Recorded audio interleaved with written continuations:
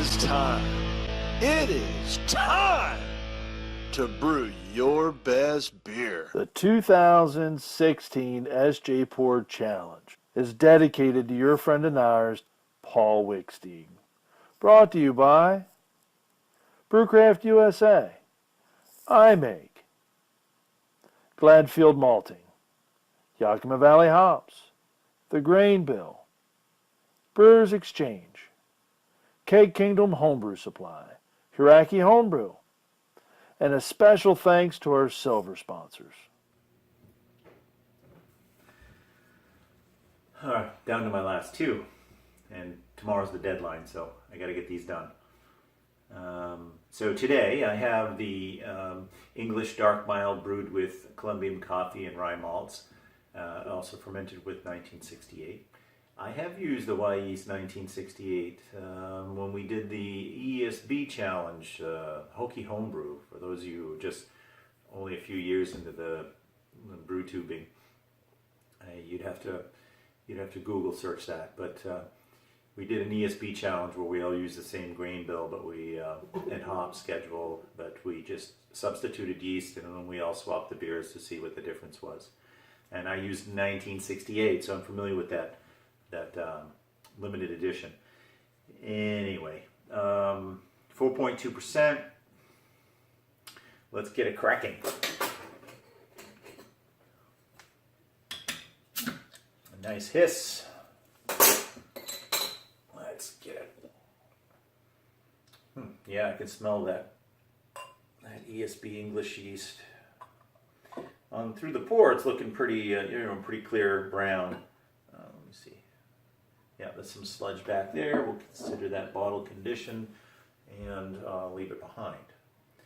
So, at a glance, it's a brown. It's fairly dark. It's brown to almost black in color. It's got a scant head. The carbonation appears to be appropriate to style. I don't know if you can see through that or not. Let's see if we can spin one up, shall we?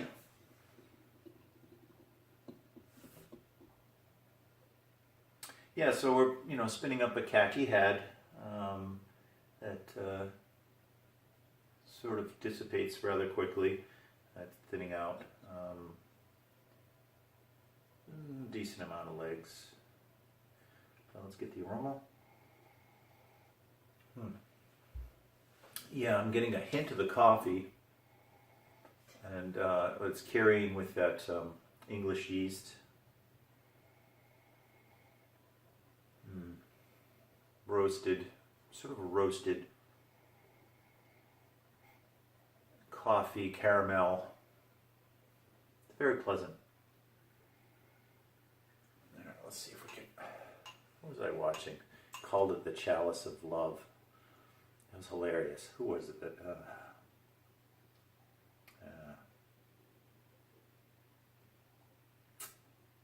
Josh. I think it was Josh that said that.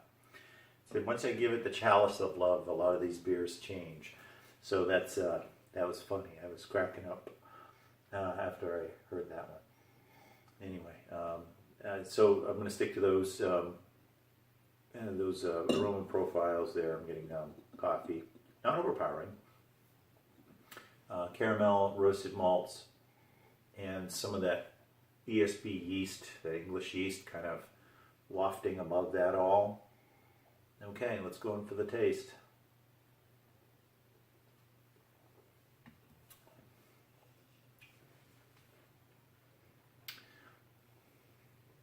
Wow, that's very nice. So, the coffee is not astringent.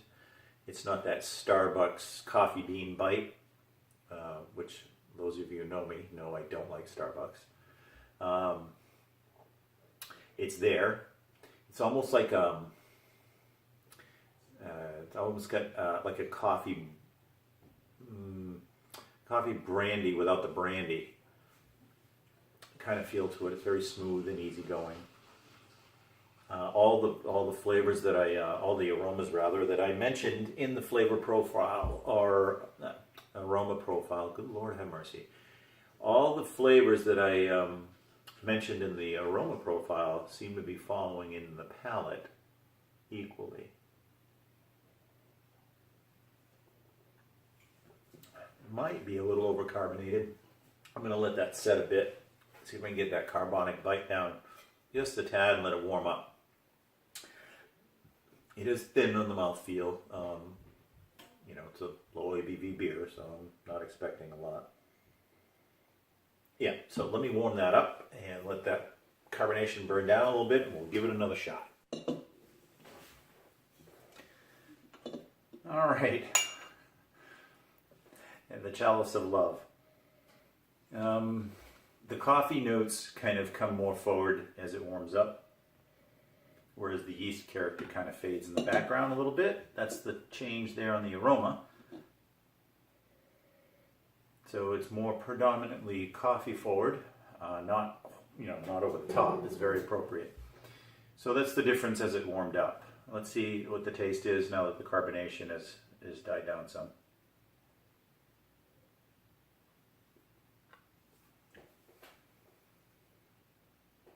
Yeah, less of that carbonic bite.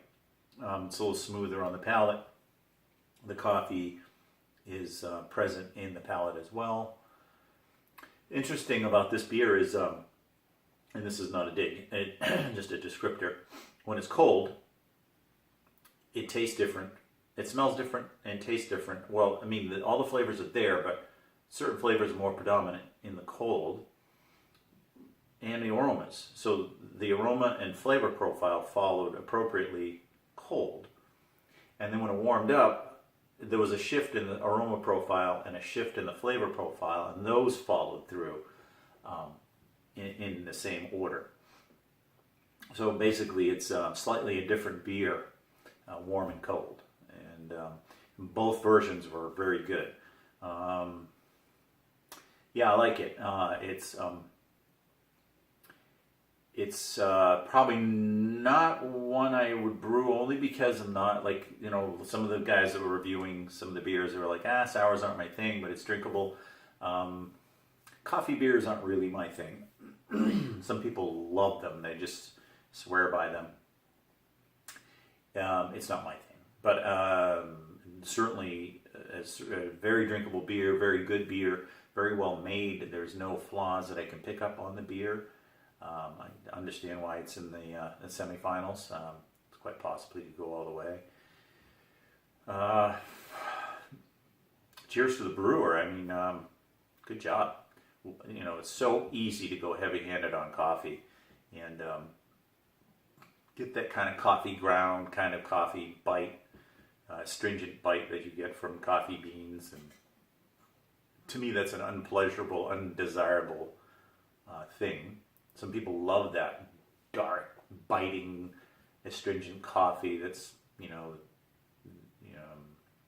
just their thing. It's not my thing. So this one's very pleasant and very balanced.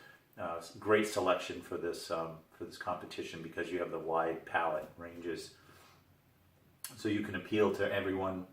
So good job, good presentation. The beer is beautiful and well done. All right. I have one left. Cheers. Good luck.